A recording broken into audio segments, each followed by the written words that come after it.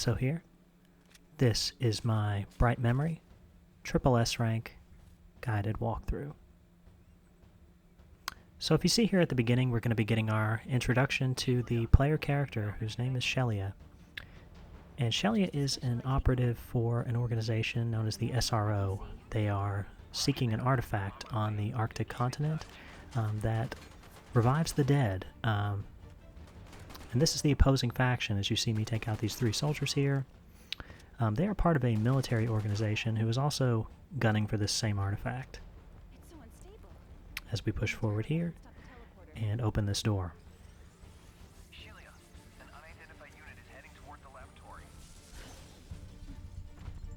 So we're going to be getting our first instance that we're going to see throughout this guide of Shelia being knocked out and the enemy's not noticing her due to her convenient optical camouflage. We're going to pick up an assault rifle and we're going to proceed to take out these guys here.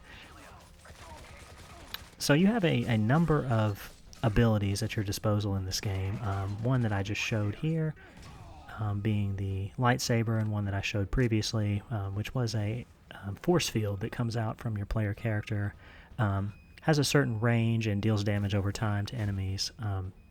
Very useful skill I'm going to be utilizing quite a bit as we're introduced to the primary antagonist, whose name is Carter.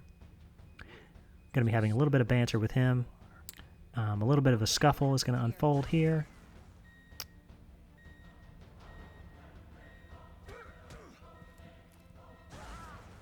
And we're going to be absorbed into this mysterious portal.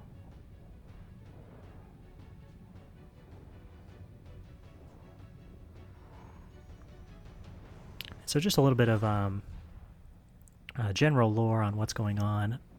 I did check the wikis, and I wasn't able to get too much information from them, but was able to learn a little bit about kind of what's going on here. So we're going to be transported here to a floating continent that I believe is above the Arctic, where, and this is what I got from the wiki, there are several mythical or legendary creatures who inhabit this island that we're going to be facing off with shortly. So if you push up these stairs here, a couple of dogs are going to come out of this waterfall. Pretty easy to take out with our assault rifle. And we're going to be moving forward here to encounter, I'm going to call these guys the Chimeras. I wasn't able to find enemy descriptions, so I'm just going to be dubbing them as we go. Hopefully that doesn't offend anybody too much. As we use our, what I'm going to call the red eye power, which what that's going to do, guys, is it's going to give you a boost in damage. It's going to also stun enemies and launch them into the air. We take out those couple of guys with that, and we're going to be now introduced to what I'm going to call the Hollows, who remind me of the Hollows from Dark Souls 1. Kind of move like them, kind of look like them, so that's what I'm going to call them. So skating away from them and using the shotgun to thin the herd out here. And you have a number of abilities in this, as have already been displayed here. I'm going to be using the electricity, which is very powerful. You do have to aim it, you do have to land it on the enemy, which can be a little bit disappointing when you miss it, but when you line it up, I'm able to get good damage on the enemies. As you're going to see here, the gimmick with the Hollows is that they do get up after they're killed, so most of the time it does result in you having to take them out twice. As we finish off the last one here, and going to be waiting for the next scripted sequence of this. They dub it an air serpent, but I believe it's a dragon, to knock over that tree there and allow us to proceed forward here. So doing a little bit of platforming here, I'm going to be pushing into the next area and utilizing our grapple to move forward. And guys, I will say there are several pitfalls in this game, as is going to be evidenced by this next area that's coming up. If you fall into one of these pitfalls here, it is going to tank your score. It is going to give a death on your record, and it's going to make it very hard. I don't know if it's impossible, but I will say it'll make it very hard to get a SSS rank if that's what you're going for. So just be aware of those pitfalls. They can really ruin your run. So just something to be aware of. As we face off with a few more hollows here, I knock them into the air with the sword, and I proceed to combo them.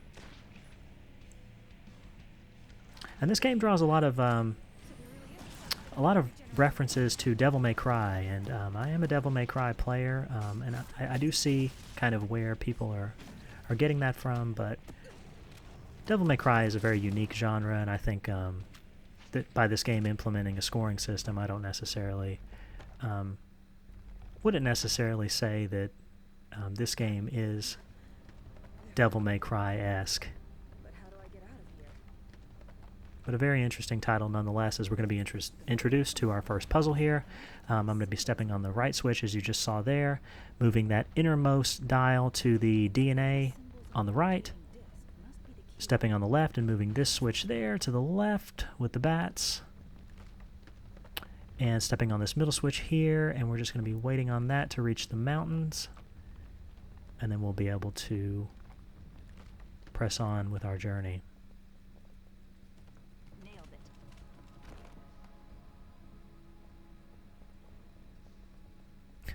It looks like I got a little crossed up here. Kind of forgot where I was. Don't have a ton of experience with this game, guys. Have played it a few times, but it is a very quick campaign. It's something that you can get through, I would say, on your first try, probably within an hour. And once you know what you're doing, like I do here, and you've been through it a couple of times, you should be able to get through it in around 20-25 minutes. That's about where I am with it. As we're introduced to the concept of knocking over wooden barriers in our way with the EMP, which I'm not a big fan of. But pressing forward into this next battle here, I'm going to be using the red eye power again to knock all the enemies up into the air. And guys, you are going to see is right here. Yeah, I tried to use the sword on the soldiers. Doesn't really work. A lot of times they just end up shooting you right through your attacks. They don't take too much stun from it, so unless you're using the move, the stab move that knocks all the enemies into the air, I would not recommend using the sword on the soldiers. Better to just use the assault rifle or shotgun and take them out quickly. As we're going to be introduced to another enemy that I'm going to call...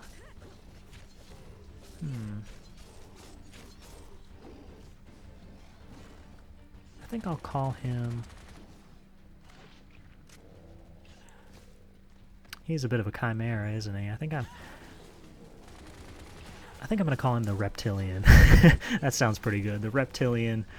So we're going to be knocking him into the air here, and he is very dangerous, guys. I will say that.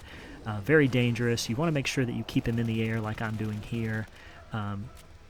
Not letting him do any of his big moves. As you see, I take a couple of hits off screen from some of these hollow guys who are ganging up on me, so you need to be kind of careful not to let that happen, but just keeping my distance, shooting him, not taking any big hits from him, and we put him down. So grappling here and using our EMP again in order to proceed. There's going to be a couple of dogs here, 3 dogs, taking them out and moving to press this switch.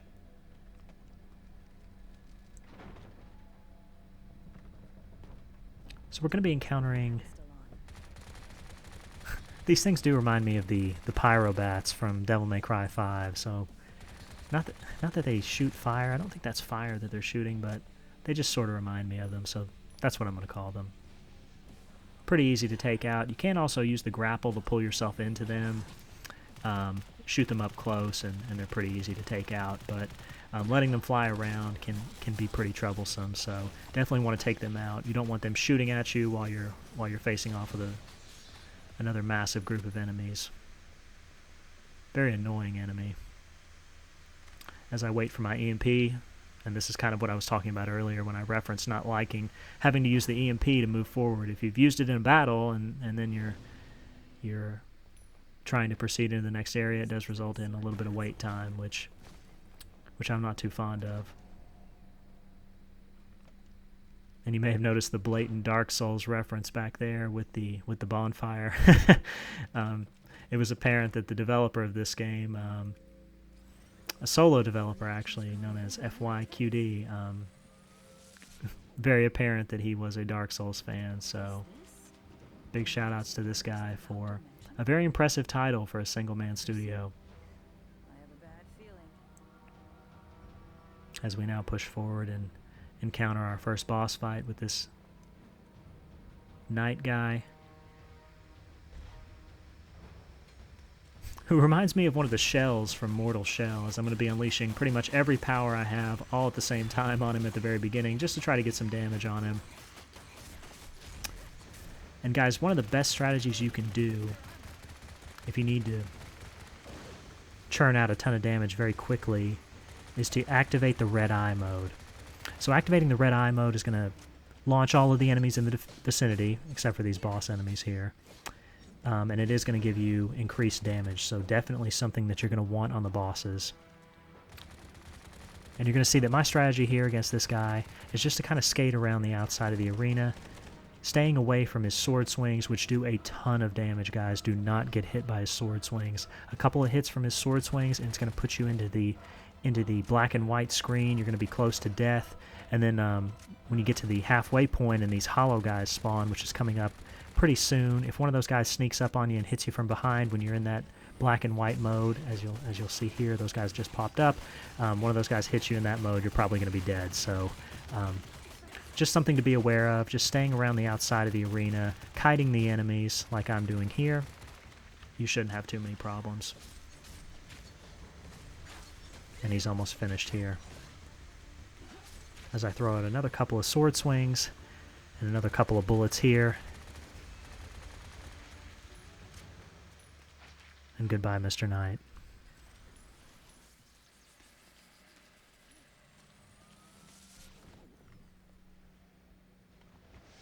So doing a little bit of backtracking here through this area, we're going to be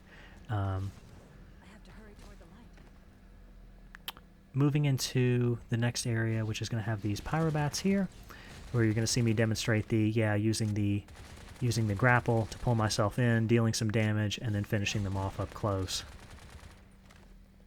What's going on with my aim there? You'll see I don't always have the best aim. The detection on the controller sometimes, I don't know if it's me or if it's something that other people experience too, but I do get some dropped inputs in this game. And I'm not sure if that has anything to do with this game being ported from the PC. I was playing this on the Xbox Series X version of this title, so I'm not sure if maybe that's where some of the issues were, but haven't noticed any patches that have come out for this game, and I have had this since the Series X's release, but haven't noticed that that's been fixed, so just something to be aware of. As we see another reptilian guy here, and I'm just going to be knocking him into the air, doing a few strikes on him in the air, and getting away from him so I don't get hit by those big moves that he's trying to do right there.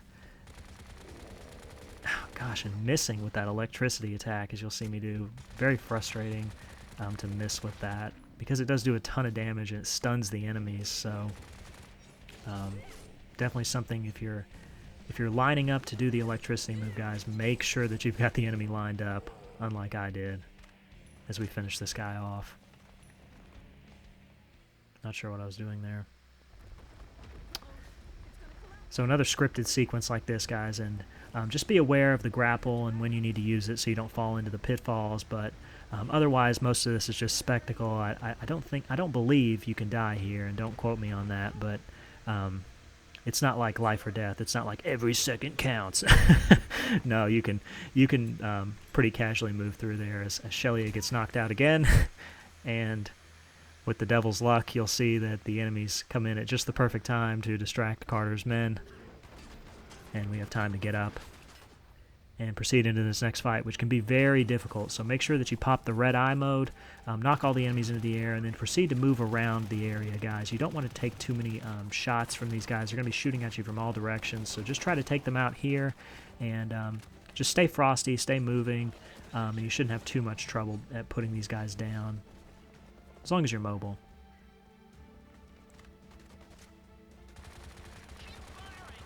As you'll see right here, that's the last of them.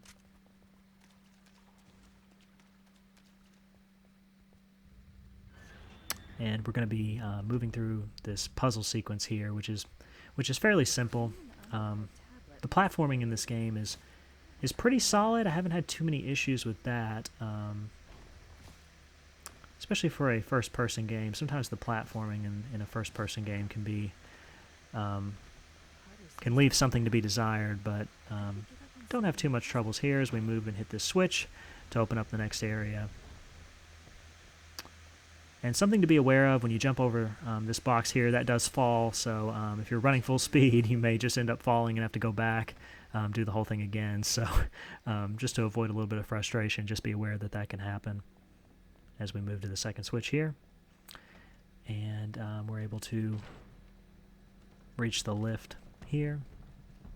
Now I might be able to climb up on the crane. And receive the artifact, which is the goal here of this mission.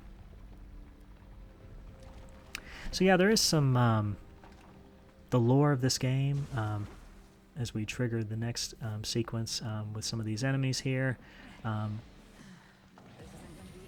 That the artifact revives the dead, and I'm not sure how that's going to pertain to the main story, or how that will affect how this will all play out. But definitely a very interesting world that's been created here. So I definitely think that there's a lot of potential in this. I think that this is very unique, the blending of these genres and some very interesting enemies, like this Chimera guy here, who I'm going to land the electricity on and put out. But I'm very excited for what's to come with this title, and what's to come with Bright Memory Infinite. Haven't heard a whole lot of news on it here lately, but I believe there's a lot to look forward to with it. I believe on a full budget, this developer here is going to be able to do some interesting things.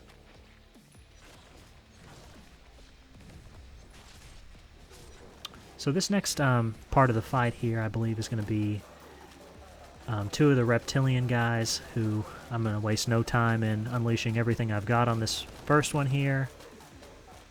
Pulling out the pistol, that was a strange move. Pistol's not very good, guys. Really kind of unsure why it was included, given how much ammo you have for the assault rifle and for the shotgun, but because they do offer you quite a bit of ammunition in this short campaign.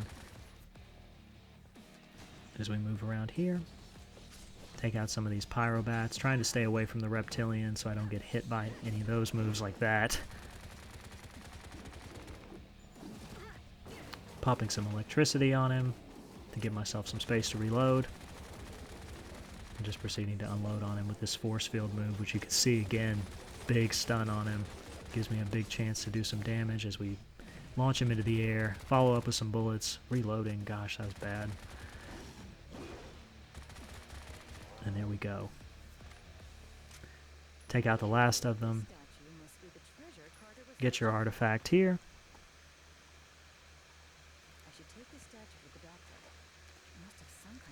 Wait for the scripting to allow you to push into the next area. There it goes.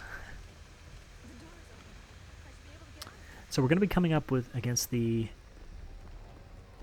last boss of this game. And this guy, he hits very hard, but if you follow these strategies that I'm going to give you, you shouldn't have too much trouble.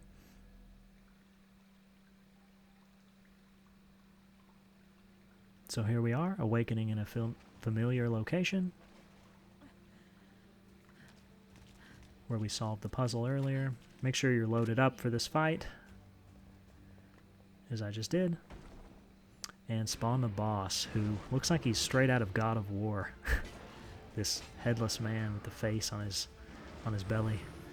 As I unleash every move that I have to get some good damage on him. And so the strategy here is going to be to move into him, unload everything you have on the face, because the face takes extra damage, guys. Get in close when you see that he's about to do his move. Like that, just skate backwards like I did, and you will be safe. And this is very easy to repeat. You move in, he'll try to do a big swing on you.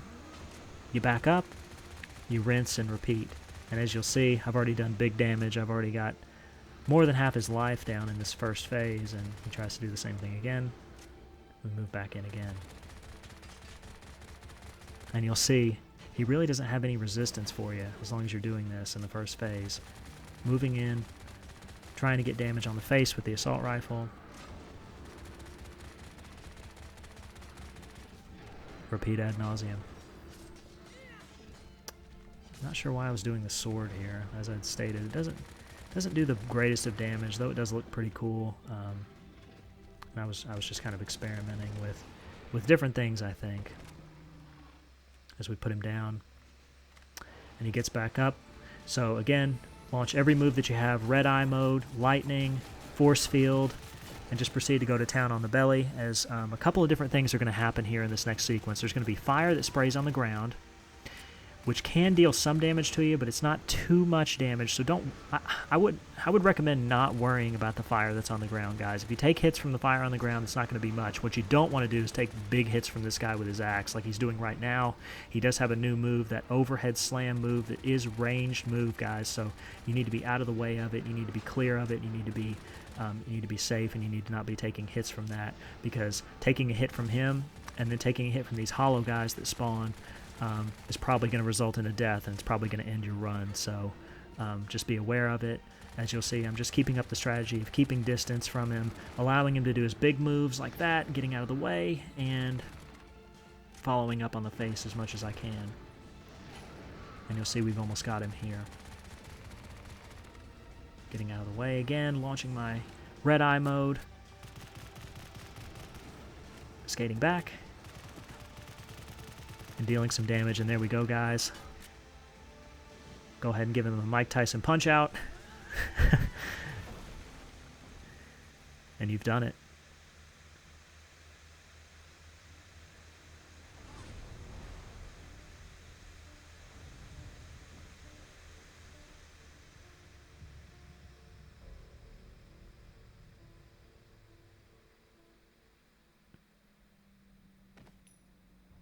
So all that's left is to push forward, press this switch, and get a little preview of what's to come. Shelly is going to have a little bit of a monologue. These corpses don't look like they were killed by those monsters. The blood on the ground looks fresh. Not much time has passed. And then we'll be transitioned out of the game. Why have these people been hanged here? But very interesting title. Again, I was pleasantly surprised with this when I picked this up at the Series X launch for $8. I was pleasantly surprised, and definitely looking forward to what's to come. So all that's left here is our title screen, and there we go, guys. Time 1916, style duration 2178, total damage over 1 million, no deaths, SSS. Thank you very much for watching, and I'll see you next time.